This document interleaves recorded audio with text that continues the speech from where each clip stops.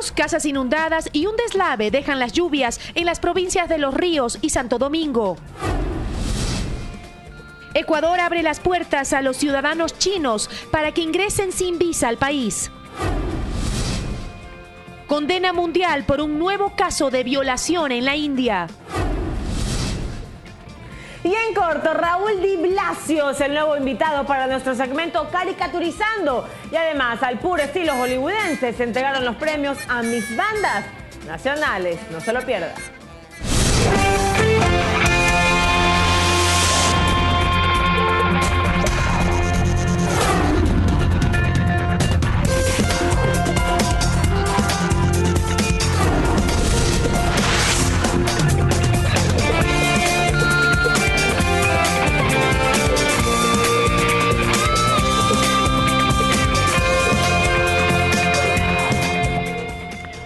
Bienvenidos a la información. Se entregó uno de los militares implicados en la revuelta del 30 de septiembre de 2010. ¿Qué tal, María Josefa? ¿Cómo estás?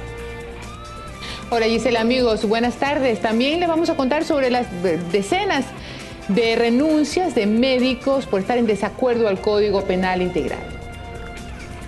Así es, iniciamos, le contamos que el sargento retirado del ejército Fabián Arcos llegó anoche a Quito, procedente de Panamá, para entregarse a las autoridades y revelar lo que conoce sobre los hechos del 30S. Arcos fue detenido con fines investigativos en el marco de una acción urgente solicitada por la Fiscalía. Fabián Gustavo Arcos Pepinos. A mediados del año pasado, el gobierno lo incluyó en la lista de los más buscados por su supuesta participación en los hechos del 30 de septiembre de 2010. El Ministerio del Interior difundió fotografías y videos de Fabián Arcos Pinos, que luego de más de 6 meses, la Secretaría de Inteligencia lo ubicó en Panamá. Arcos llegó anoche al aeropuerto de Tababela en vuelo charter desde Panamá, escoltado por agentes especializados de la Secretaría de Inteligencia para entregarse a las autoridades, en atención a un acto urgente solicitado por la Fiscalía en el que pide la detención del militar en servicio pasivo con fines de investigación. Mi hermano se ha entregado voluntariamente a las autoridades ecuatorianas por los sucesos acaecidos del 30S. Familiares y amigos de Arcos le esperaban en los exteriores de la unidad de flagrancia en Quito, al borde de la medianoche,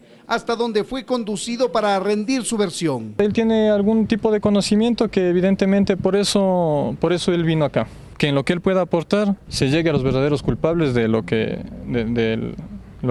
ocasionó el 30S. Fabián Arcos fue afiliado y funcionario en el gobierno de Sociedad Patriótica, pero esa tienda política esta mañana afirmó que actualmente ya no consta en sus registros y advierte que Arcos en sus declaraciones vinculará a Sociedad Patriótica en los hechos del 30S. Con la finalidad de que el señor se entregue para tener ciertas prebendas en su juzgamiento a cambio de que involucre a Sociedad Patriótica. Arcos pasó la noche en la unidad de flagrancia y en las próximas horas será conducido hasta la cárcel 4 de Quito. Las autoridades aún no dan una versión oficial sobre esta detención. En Quito, Freddy Paredes, 24 horas. Con la presencia de peritos venezolanos, la Fiscalía realiza una nueva reconstrucción de los hechos del caso Fibeca, ocurrido hace más de 10 años. En la diligencia participaron los 20 policías que volvieron a ser detenidos con la reapertura del caso. Un poco después de las 5 de la mañana, el local de la farmacia Fibeca, al norte de Guayaquil, volvía a ser escenario de un recordado operativo policial, en el que murieron 8 personas. La Fiscalía General, con el apoyo de peritos venezolanos y personal de criminalística de la policía, recreando minuto a minuto los hechos de ese 19 de noviembre de 2003. La lluvia los retrasó un poco. Y estamos esperando de que las condiciones para poner todos los sujetos que fueron parte de este acontecimiento en los lugares que estuvieron en el momento de los hechos, ¿no? Habían sido convocados todos los actores del caso Fibeca, las Olores, que esperaron en una oficina contigua, incluso los 20 agentes policiales que guardan prisión desde hace 2 meses, con la reapertura del caso. Sus madres y esposas llegaron para darles apoyo. Él ya fue juzgado hace 10 años que suscitó este hecho aquí en la farmacia. Ya fue enjuiciado, ya fue sobreseído. El dolor de mis hijos que les causa esto, de saber que su padre está preso solamente por el deber haber cumplido con un deber. Y luego de varias horas de espera por la lluvia, aquí en la parte exterior de la farmacia también se logró la reconstrucción de los hechos. Los peritos situaron a los vehículos y a las víctimas tal y como estuvieron el día del operativo, hace más de 10 años. No me digan. A ver, no, aquí no se trata de show, doctor. Se trata de que somos parte también, con mucho respeto. Y no me alce la voz. Un breve altercado entre el fiscal Chiriboga y la ex defensora del jefe del operativo, mayor Eduardo González, que no pasó mayores. El fiscal aún se estudia la posibilidad de pedir la extradición de González desde los Estados Unidos, país donde se sabe reside actualmente. Vamos a pedir, cuando los jueces ordenen, la correspondiente notificación a la Policía Internacional para que puedan ubicarlo, ¿no? La diligencia podría tardar hasta 24 horas, luego de lo cual la Fiscalía tendría listo un informe de los peritos venezolanos, que le podría aportar un detalle técnico forense de quienes actuaron ese día y su grado de responsabilidad. Jorge Rodríguez, 24 horas. En otro tema, los turistas chinos podrán ingresar a nuestro país sin necesidad de una visa. Hay reacciones que señalan que esta decisión anunciada por el vicepresidente Jorge Glass en su visita a China pueda significar riesgos para el Ecuador. Alrededor de 12.000 ciudadanos chinos visitan el Ecuador cada año. Ven a nuestro país como un destino muy atractivo para llegar en Sudamérica. Frente a ello, el vicepresidente Jorge Glass, durante su visita a Pekín, anunció que los ciudadanos de ese país podrán ingresar al Ecuador sin necesidad de una visa de turismo. Iniciamos una nueva etapa de más profundización de esta relación. La idea, según el gobierno, es facilitarles el proceso a los ciudadanos chinos que quieran hacer turismo en el Ecuador. Una muestra más de confianza del gobierno ecuatoriano a China, con quien el Ecuador desarrolla importantes proyectos de inversión en distintas áreas. Ya no solo en el ámbito energético, no solamente en carreteras, hidroeléctricas y puertos, la industria metalúrgica, la industria farmacéutica. Pero este tema también genera reacciones. Para este diplomático y experto en relaciones internacionales, existen dos posibles riesgos con la decisión del gobierno. Hay que cuidar que realmente se haga turismo y no se sirva de pretexto para usarlo en el Ecuador para quedarse en el Ecuador, afectar a la mano de obra ecuatoriana, a puestos ecuatorianos, o usarlo en el Ecuador como paso para otro país, que también no es una situación muy aconsejable, que digamos. China es un país con más de 1.300 millones de habitantes y es el segundo país más extenso del planeta. Si se controla y realmente es lo que van a hacer es turismo, pues sería una expectativa de un turismo bastante grande. Hay que cuidar que se realmente. La ministra de Salud confirma 90 renuncias de médicos del Hospital del IES en Ambato y les hace un llamado a la reflexión. Al mismo tiempo, minimiza lo ocurrido en Quito con la renuncia de médicos del Hospital Pablo Arturo Suárez. Varios pacientes del Hospital Pablo Arturo Suárez de Quito son testigos de la situación en la que algunos médicos trabajan, como Gladys Espinosa, quien llegó hasta aquí por una radiografía. Pero me dijeron que las máquinas están dañadas. Mueve lento sus pies, pero se llena de paciencia esperando una respuesta. Su testimonio coincide con la queja de los médicos que cuestionan los términos del artículo 146 del Código Orgánico Integral Penal. Sin insumos, sin materiales, el riesgo de una demanda por mala práctica médica es alto. Si es que sale una ley tan punitiva, tan agresiva contra los derechos de los médicos, simplemente no podemos ejercer, no podemos estar a la altura de cualquier criminal. Doña Gladys sigue esperando una solución, pero a esta hora ya la ministra de Salud desde Guayaquil daba su respuesta a los médicos. Karina Vance desmiente que las renuncias en Quito tengan relación con la inminente aprobación del nuevo Código Penal. El doctor Barriga puso la renuncia hace más de un año en el Ministerio de Salud. Era una persona que quería salir del Ministerio de Salud. Ella confirma que en Ambato sí se registró una renuncia masiva de médicos. En el Hospital del IES de Ambato tenemos alrededor de 90 renuncias. Pero hace un llamado a la reflexión, pues según su análisis, para que un médico caiga en la figura de la mala práctica profesional y sea condenado, debería incumplir varios procedimientos. Eso quiere decir que si es que una persona no cuenta con un equipaamiento, no cuenta con insumo, difícilmente podría ser sancionada por algo que no está en sus manos. Médicos y autoridades discrepan sobre los efectos de la llamada mala práctica médica, mientras a la paciente Espinosa se suma César Rodríguez. Llega en muletas y también preocupado por lo que pasa en este hospital. Y que estamos en esta situación, que ya no tenemos quién nos va a atender. Los médicos esperan una puerta de diálogo que evite el colapso del sistema. Sienten que el nuevo Código Penal los pone en riesgo.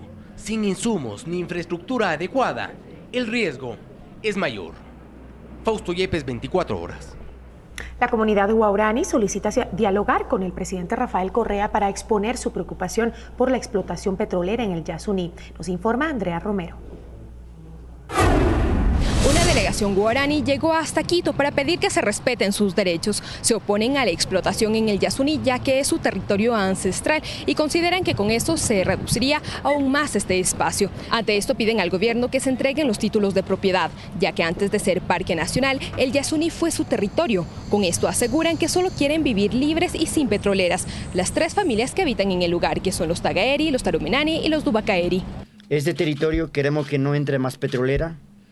Y hacemos conocer al gobierno ecuatoriano que respeta y deja vivir con nuestros derechos, con los Tagaeri y Tarumenani, los quienes vivimos en este territorio.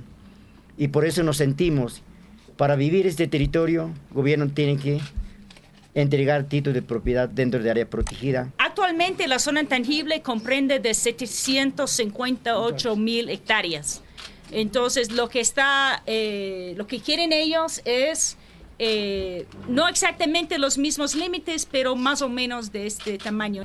Este pedido lo hacen directamente al presidente Rafael Correa a través de una carta en la que le solicitan un diálogo, en el que pretenden rechazar la entrada de policías y militares a su territorio, pues ellos consideran que pueden solucionar sus problemas internamente. El invierno empieza a causar estragos en la provincia de Los Ríos. Los sectores rurales del Cantón Montalvo han sido perjudicados por la creciente que inició anoche. Cientos de familias de los sectores rurales del Cantón Montalvo en la provincia de Los Ríos se encuentran afectadas por el desborde de sus afluentes. Esto es de todos los años esta problemática que no hay solución. Este sector, el 24 de mayo, es una de las comunidades más afectadas a causa del rompimiento del muro en el río Cristal. Elementos de rescate tuvieron que ingresar para brindar ayuda a las familias, pero estas se niegan a abandonar sus hogares. Entonces, en el momento que ya el agua aumente, sería ya con la fuerza pública que tendríamos que reubicarlo en los albergues que cuenta el cantón. Igualmente en otros sectores aledaños como Las Conchas, La Mascota, Vía Flores, Huaquillas y La Fortuna, el agua entra a las viviendas causando malestar entre los habitantes. No nos han tomado la atención que necesaria. Ahora, no sé, ahora qué pensarán hacer en este caso. Los mayores daños se registran en la agricultura. Cientos de hectáreas de cultivos de arroz ahora se encuentran inundados. Ahorita es pérdida total, porque tenemos pérdida, tenemos deuda con el Banco de Fomento. Esta escuela rural también se vio perjudicada, obligando a sus maestros a suspender las clases. En Montalvo, provincia de Los Ríos, Martín Soto, 24 horas.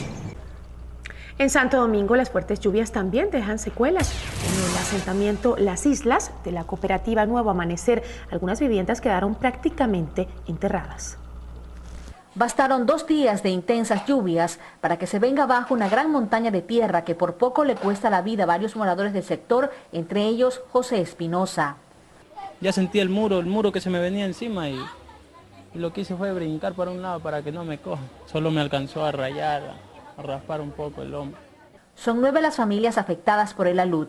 3 de ellas lo perdieron casi todo. Con la mesa, el juego de comedor, la sala, la cocina, todas esas cosas se dañaron. Era como una cascada que caía de arriba. Los docentes de la escuela del barrio La Isla de la cooperativa Nuevo Amanecer se vieron obligados a cerrar sus puertas ante el eminente peligro. Porque da miedo que ese barranco se vaya abajo y da peligro a los niños. Las familias afectadas piden ayuda en donaciones y en la pronta actuación de las autoridades para que el fuerte invierno que se avecina no les arrebate lo poco que tienen. Y eso nos pasa por ser pobre y vivir así, no tener a dónde vivir. Desde Santo Domingo, Leslie Moreira, 24 horas. Atención a la siguiente noticia. El ministro de Educación le pide a los padres de familia que denuncien a los estudiantes que incurren en actos de violencia y agresión. Las declaraciones fueron dadas luego de 3 casos de supuesto bullying presentados en Guayaquil.